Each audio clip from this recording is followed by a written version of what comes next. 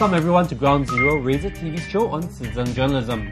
We have a couple of interesting items we found on Stomp recently, from store sites in Singapore, where students lock lips passionately, to a possible contender to the most expensive mixed rice in Singapore, to a Superman spotted in KL. Wow, okay, but before we get to that, our first clip is titled Workplace Antics. And sometimes we wonder if the picture is really telling us the whole story. A stomper who was looking for a part-time job at a golf events company sent in her resume and tried to change an interview venue only to receive a rude reply. Yep, the golf company actually replied her, "You're too dumb for us. Thanks and goodbye." Idiot comes to mind.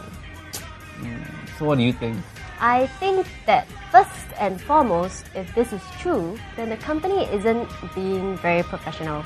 If it's all fine and dandy when you're telling your friends things like that in jest, but when you're working and using a company email, this shouldn't happen, right? On the flip side, I think that as a prospective job seeker in the company, one should always endeavour to be as willing as possible. Wow. In this case, it's true. In this case, Singapore is such a small place. I'm sure that with a few search engines and an online map, you can find out how you know, how to get there, what your destination is, what SMRT route you can take, whatever. Unless it's some super secret army camp or something. To clarify matters, we spoke to the stomper and also the company involved. Take a look. The person told my girlfriend to go down for an interview at a place which is quite complicated. Where exactly is that place? It's somewhere near Chinatown, but the exact location, even I also don't know how to go, even after searching through the street directory. So my girlfriend asked if there's another alternative to maybe meet up near Chinatown point or something, that sort of those kind. Instead of replying politely, he just snap at her and say, "Oh, sorry, then you're too dumb for the company." Which I thought that it was we are in Singapore, and how come this sort of actions, behaviors are still people are still having it? Okay, so what made you or your girlfriend send this entry into Stomp? Well, it's actually because after my girlfriend told me about the incident, I ring that guy up, and when I questioned him about is that the way he run his business, being so rude to the interviewers, and also to the customers calling them, and what he replied me was, if that is all I'm going to say, then bring it somewhere else. I told my teacher about it, my tuition teacher, which has taught me for around 10 years. She is now sort of into the law industry area. And she told me that if we want, we can pursue a civil suit against him. But no point to make it so troublesome for us. Moreover, we have to study. So is that all there is to this story?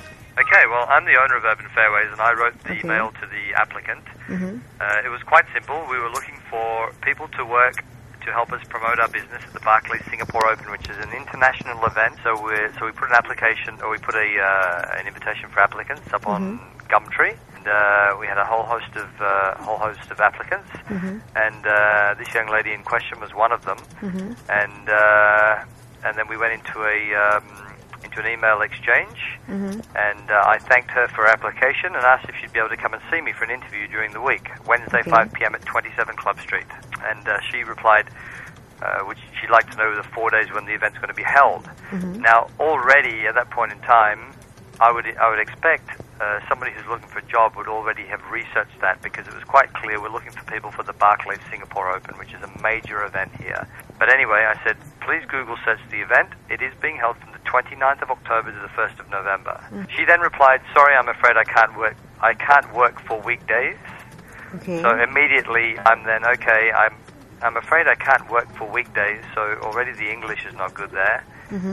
When we're going out to an international event, and many of our clients are international visitors, so we stress strongly that we like when we hire people here that we want them to be at least well spoken.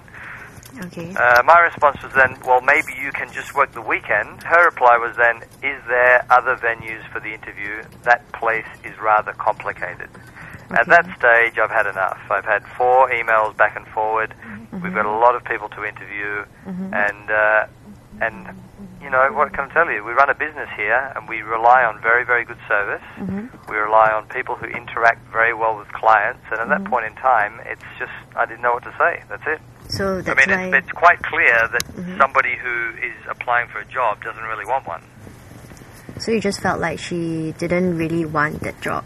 Of course. When have you ever in your life had somebody apply for a job and then has been asked to come in for an interview, and then they ask you, can we go to another venue for the interview? That place is rather complicated. And you know, it's not just a single case. There's been, you know, several cases of this over the few years I've had a business here.